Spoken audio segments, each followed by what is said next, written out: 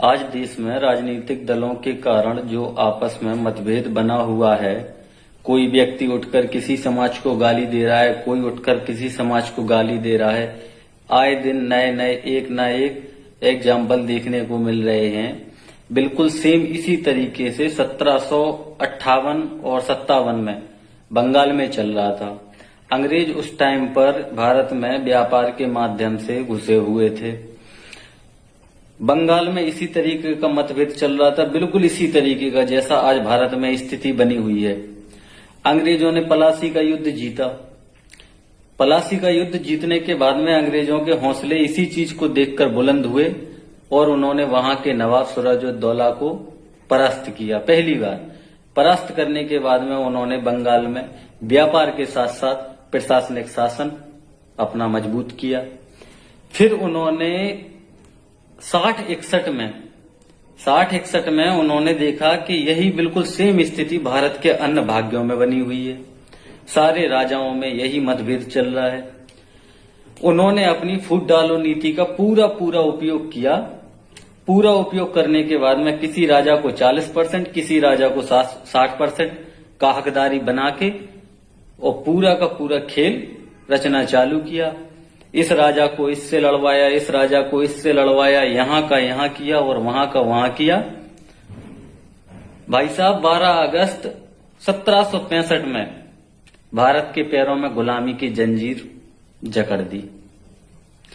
आज जो इस देश में SIR का विरोध कर रहे हैं, कल आपके बच्चे आपसे आकर पूछेंगे कि जब देश में घुसपैठिए घुस रहे थे उस टाइम पर आप क्या कर रहे थे।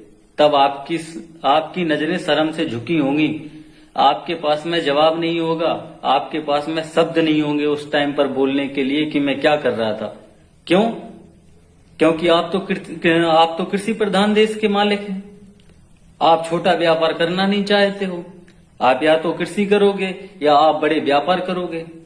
लेकिन जो ये घुसपैठिए देश में घुसते हैं, ये निम्न स्तर से लेके हर वर्ग का काम कर लेते हैं, जिससे ये आय में भी अच्छे तरीके से मजबूत हो जाते हैं। अच्छा धन कमाने के साथ साथ ये यहाँ पर घर मकान से व्यवस्थित स्थापित भी हो जाते हैं कुछ समय में। फिर कुछ पॉलिटिशियन अपना वोट बैंक बनाने के चक्कर में इन्हें यहाँ की नागरिकता दे देते हैं और नागरिकता देने के बाद में जिस दिन ये तादाद में हो जाते हैं उस दिन ये अपना हक मांगते नहीं है, ये उस दिन अपना हक छीनते हैं। ये उस दिन अपना हक छीनते।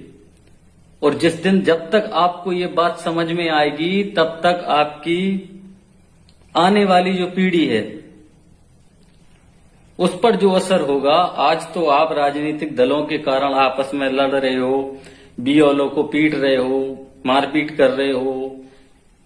आपको आज समझ नहीं आएगा, लेकिन आपकी जो आने वाली पीढ़ी है उसको पूरी तरीके से समझ में आएगा। और वो जिस दिन पूछेगा आपसे, आप इस तरीके के शर्मसार होंगे कि आप खुद से नजरें मिलाने में उस टाइम पर